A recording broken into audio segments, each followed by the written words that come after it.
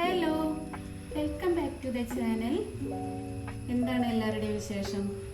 മഴയൊക്കെ ഉണ്ടാവുമല്ലോ അല്ലേ? ഞങ്ങളുടെ നാട്ടിൽ നല്ല മഴയാണ്. നമ്മളിനി ഇവിടെ ഇന്നൊരു ബ്രൗണി റെസിപ്പി ഉണ്ടാക്കാൻ പോകാം കേട്ടോ. 1 kg ബ്രൗണി റെസിപ്പിയാണ് കാണിക്കാൻ പോണത്. അതിനു വേണ്ടിയിട്ട് ഡാർക്ക് കോമ്പൗണ്ട് എടുത്തിട്ടുണ്ട്. ഡാർക്ക് ചോക്ലേറ്റ് 320 ഗ്രാമാണ് എടുത്തിട്ടുള്ളത്. ബട്ടർ 150 ഗ്രാം എടുത്തിട്ടുണ്ട്. പഞ്ചസാര 270 ഗ്രാം എടുത്തിട്ടുണ്ട്. മൈദ 140 ഗ്രാം എടുത്തിട്ടുണ്ട്. Cocoa powder 50 gram. മുട്ട 4 എണ്ണം. വനില എസൻസ് ഒരു 1/2 ടീസ്പൂണോ അല്ലെങ്കിൽ 1 ടീസ്പൂണോ അതിൻ്റെ ക്വാളിറ്റിക്ക് അനുസരിച്ചിട്ട് ഒഴിച്ച് കൊടുത്താൽ മതി കേട്ടോ. ഇനി നമ്മളിവിടെ ചെയ്യാൻ പോണത് ഈ ചോക്ലേറ്റും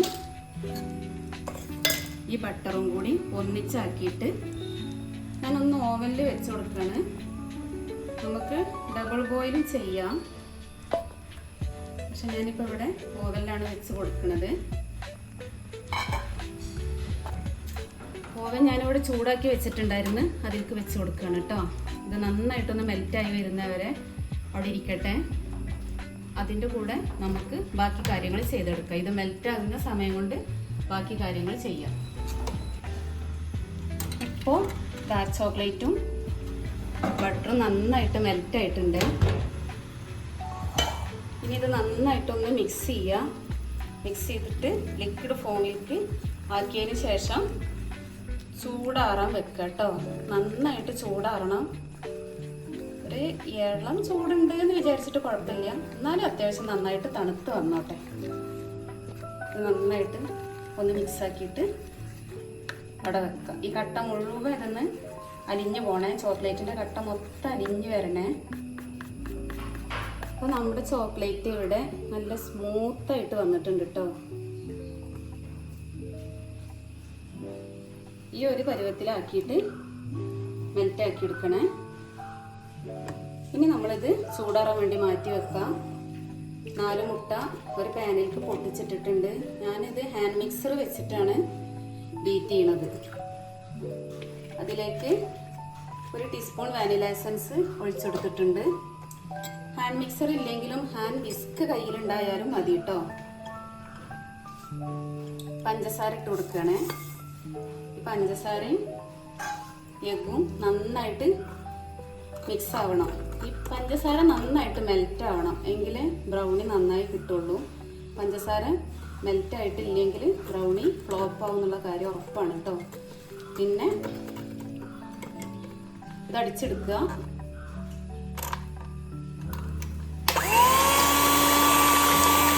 എഗ് മിക്സിലേക്ക് കുറച്ച് ഉപ്പിട്ട് കൊടുക്കുന്നുണ്ട്. ഒരു 1/4 ടീസ്പൂൺ ഉപ്പിട്ട് കൊടുക്കുന്നുണ്ട്.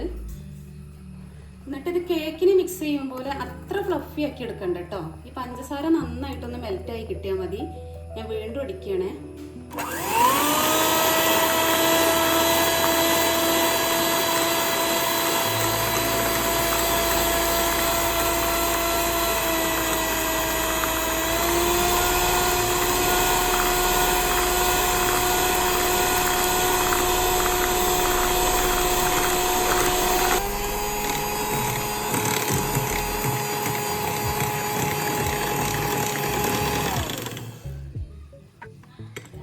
ഇപ്പോൾ എഗ്ഗ് ബീറ്റ് ചെയ്ത് കഴിഞ്ഞിട്ടുണ്ട്. ഇതിലേക്ക് നമ്മളിനി ചോക്ലേറ്റ് മെൽറ്റ് ചെയ്ത് ചൂടാറാൻ വെച്ചത് ഒഴിച്ചു കൊടുക്കുകയാണ്.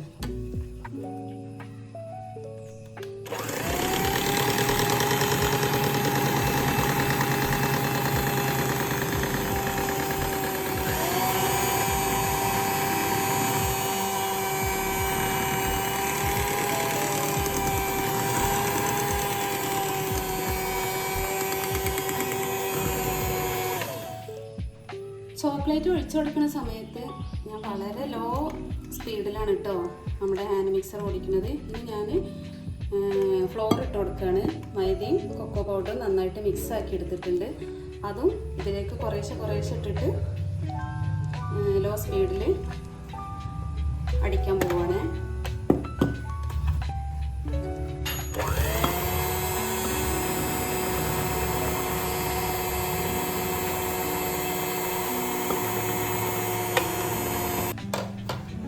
ഹാൻഡ് മിക്സർ വെച്ചിട്ട് തന്നെ ജസ്റ്റ് ഒന്ന് ബീറ്റ് ചെയ്തെടുത്തിട്ടുണ്ട്. ഇനി ഹാൻഡ് മിക്സറിൻ്റെ ബ്ലേഡ് വെച്ചിട്ട് ഒന്നും കൂടി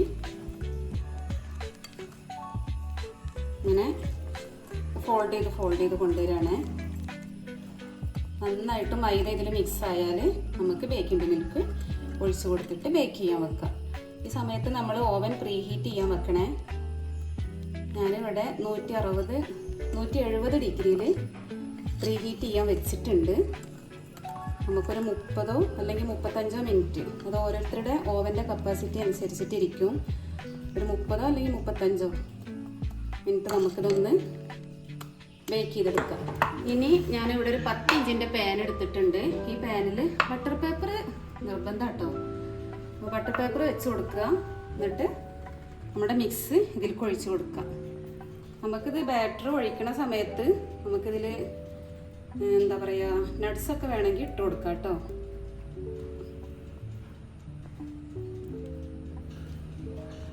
ഇനി ബാറ്റർ എല്ലാ വശങ്ങളിലേക്കെല്ലാം നമുക്കൊന്ന് ആക്കി കൊടുക്കാം. നന്നായിട്ടൊന്ന് ടാപ്പ് ചെയ്യാം കേട്ടോ. ഇനി ഓവനിക്ക് വെക്കണേ. 170 ഡിഗ്രിയിലാണ് വെച്ചിട്ടുള്ളത് 35 മിനിറ്റ്. ഇനി അതൊന്ന് ബേക്കാവട്ടെ. ബേക്കായിട്ട് കാണിക്കാം.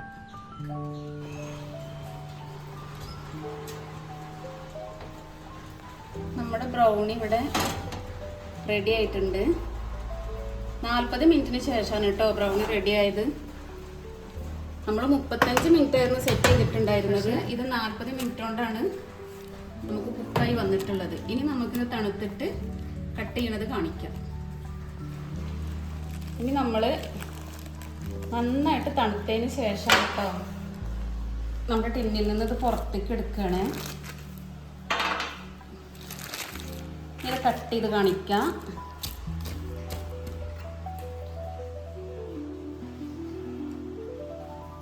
തണുക്കാതെ കട്ട് ചെയ്യരുത്. തണുത്തതിന് ശേഷം മാത്രം കട്ട് ചെയ്യാം.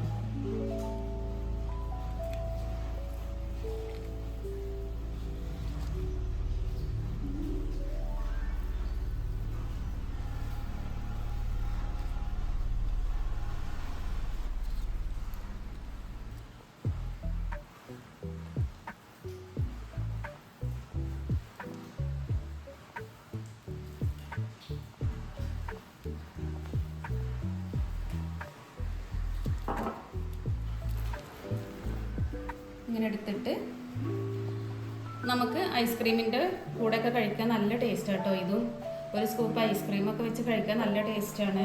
ഇങ്ങനെ കഴിക്കാനും നല്ല ടേസ്റ്റാണ്. അപ്പോൾ ഇത്രയേ ഉള്ളൂ നമ്മുടെ ബ്രൗണിയുടെ റെസിപ്പി. 1 kg റെസിപ്പിയാണ് ഞാനിപ്പോൾ കാണിച്ചിട്ടുള്ളത്. ഇങ്ങനെ എല്ലാവരും ഒന്ന് ട്രൈ ചെയ്തിട്ട് ഫീഡ്ബാക്ക് അറിയിക്കണേ.